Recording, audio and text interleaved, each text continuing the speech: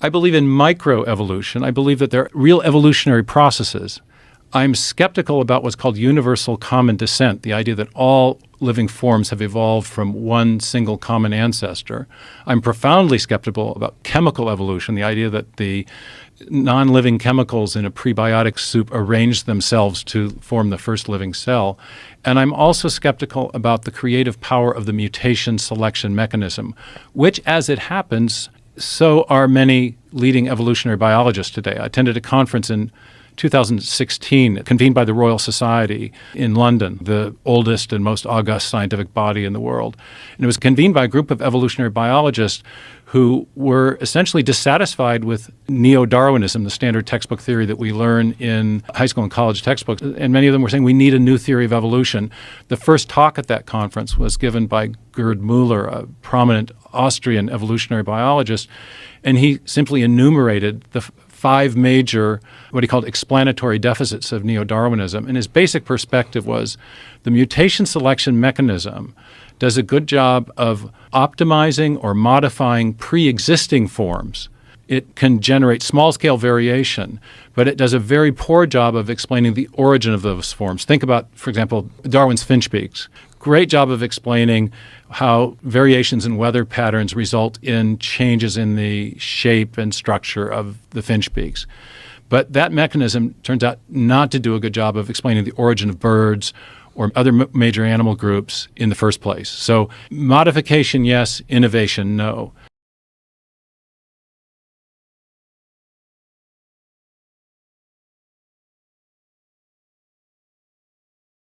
We now know, thanks to the genetic revolution, the molecular biological revolution, that if you want to build a new form of life, at least you have to have new code, because all new forms of life depend upon fundamentally new type of animal, for example. So you need new anatomical structures. The new anatomical structures require new cell types.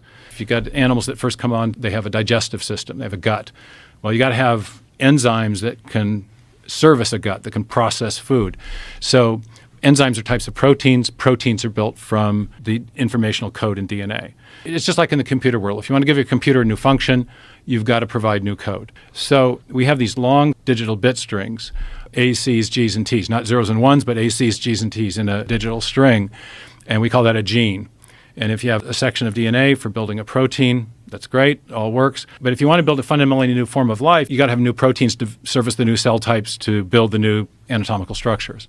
In our computer world, we know that if you start randomly changing the zeros and ones in a section of digital code, you're going to degrade the function of that code long before you come up with a new string for making a new program or operating system. The functional sequences, they're highly isolated in what's called sequence space. You can change a few things and still retain function, but after a very few number of changes, you're going to degrade the function, and long before you come up with a new function. Now, the Darwinian mechanism starts with the idea that there are random changes in those digital bit strings, those sequences of A's, C's, G's, and T's.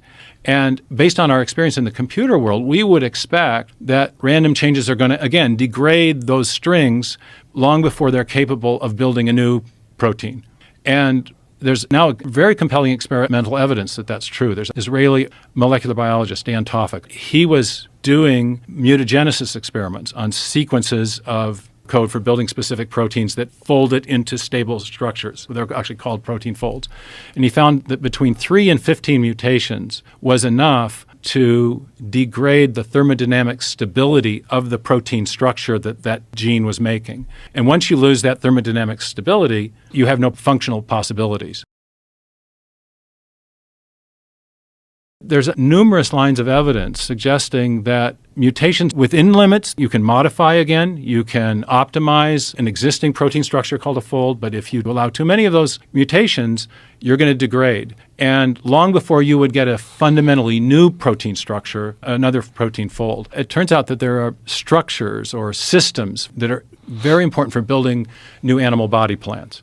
And they're called developmental gene regulatory networks. They were discovered at Caltech by Eric Davidson and colleagues. What they discovered is that you not only have genes for building proteins, you have genes that are constructing molecules that send signals that tell the genome when to express other parts of itself. So there's signaling molecules that are telling the genome when to turn this part or that part on in order to build the right proteins at the right time as new cells are going through cell division in the process of animal development. So if you go from 1 cell to 2 to 4 to 8 to 16, et cetera, you have a developing animal form. There are points in that trajectory where it's important to differentiate one type of cell from another, and for certain types of cells, muscle cells as opposed to nerve cells or bone cells, to start to be constructed. And all of this is closely choreographed by these signaling molecules. So you get a DNA that builds regulatory RNA that turns on another part of the DNA that builds a protein for servicing a particular type of cell at the right time and not at another time.